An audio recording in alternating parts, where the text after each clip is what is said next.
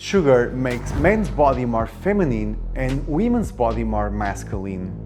Sugar can interfere with dopamine and opioid receptors, which make it super addictive. Less mood swings, but also less panic attacks, as lactate can induce panic attacks. Lactate is a product of using glucose as an energy source. There isn't such thing as a healthy sugar. What happens when we don't eat sugar for 30 days? I will explain step by step what we feel, what physical and mental changes would take place according to science and especially my own clinical experience. I will also explain what sugar is, why we shouldn't consider it a food, and why our body reacts this way. On this channel, I share science-based solutions for everyday life. My name is André Dourado and I am an integrative health expert from Portugal. Sugars are simple carbohydrates. The most important one is called sucrose and is made of glucose plus fructose. Isolated glucose is very rare in nature, but we can find it in grapes, for example, and it's less sweet than sucrose, the conventional white sugar. Fructose is sweeter than white sugar and can be found mostly in fruits. Then we consider sugar, white and brown sugar, honey, agave syrup, maple syrup, rice syrup, coconut syrup, cane molasses. However, high fructose sources like corn syrup and high fructose corn syrup are also problematic as they hijack our endocrine system and can lead us to morbid obesity, heart disease, metabolic disorders, and a lot more. There isn't such thing as a healthy sugar. Everything that spikes insulin is a bad sugar. So even white bread has a high glycemic index or load, which means it will spike insulin if not consumed with a lot of fat or protein. So in this 30 days challenge, you must cut with white bread as well. And even sweeteners can interfere with our neuroendocrine system. But I'll leave this topic for another video.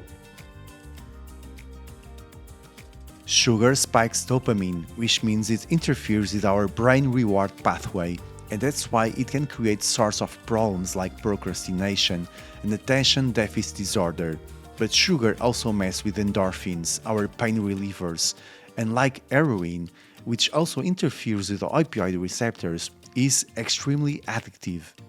Therefore, sugar can interfere with dopamine and opioid receptors, which make it super addictive and give rise to withdrawal syndromes such as mood swings, sadness, irritability, aggressive behavior, trouble sleeping, stomach noises and pain, body aches, excessive sweat, headaches, hungry or increased sugar craving, which might confuse us and make us think we are hungry, but we are not. It's just a sugar hangover. The more addicted you are, the more you'll suffer in this phase. The less addicted you are, the less suffering you will have, or none. This stage can last for 1 week, but it can take as little as 3 days if you have a milder addiction, or more than 1 week if you are extremely addicted or under enormous emotional stress, as it can lead to insulin resistance.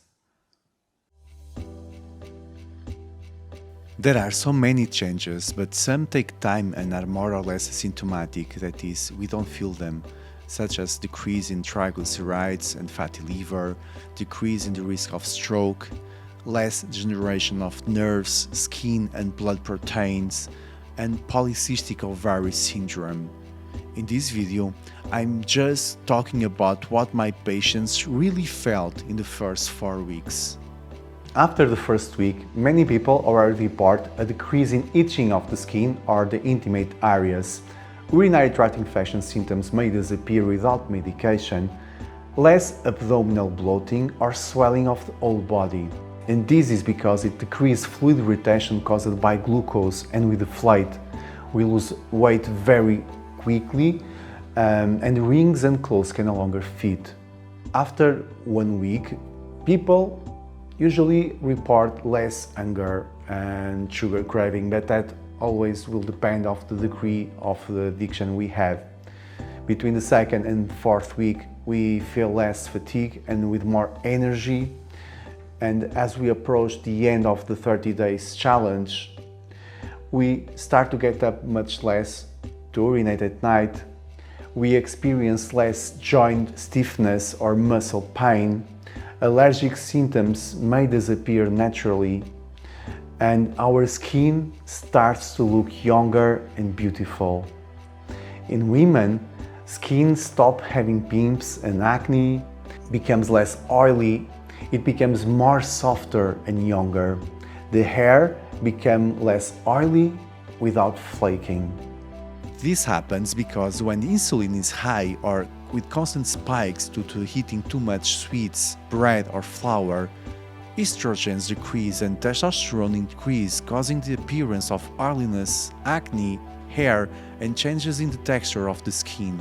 On men happens the opposite, as too much sugar will decrease testosterone and increase estrogens, making their body more feminine and rounded, since estrogens favor the deposit of fat in the hips and the breasts. So in short, sugar makes men's body more feminine and women's body more masculine. After the initial withdrawal, where you can feel like crap, the balance begins to emerge. Between the second and fourth week, the craving for sweets disappears, hunger decreases, and the appetite for more natural and organic foods increases. The brain returns to its natural state. We feel more energy, more sharpness, and more focused while studying or reading. The mood not only stabilizes, we fluctuate less, as we literally feel happier, but it's a joy that comes from the belly, from the gut. Less mood swings, but also less panic attacks, as lactate can induce panic attacks. Lactate is a product of using glucose as an energy source. So our brain works better because there is less energy fluctuations, less free radicals, and less lactate. Did you know that lactate acidifies some regions of our brain, increasing the propensity to feel fear?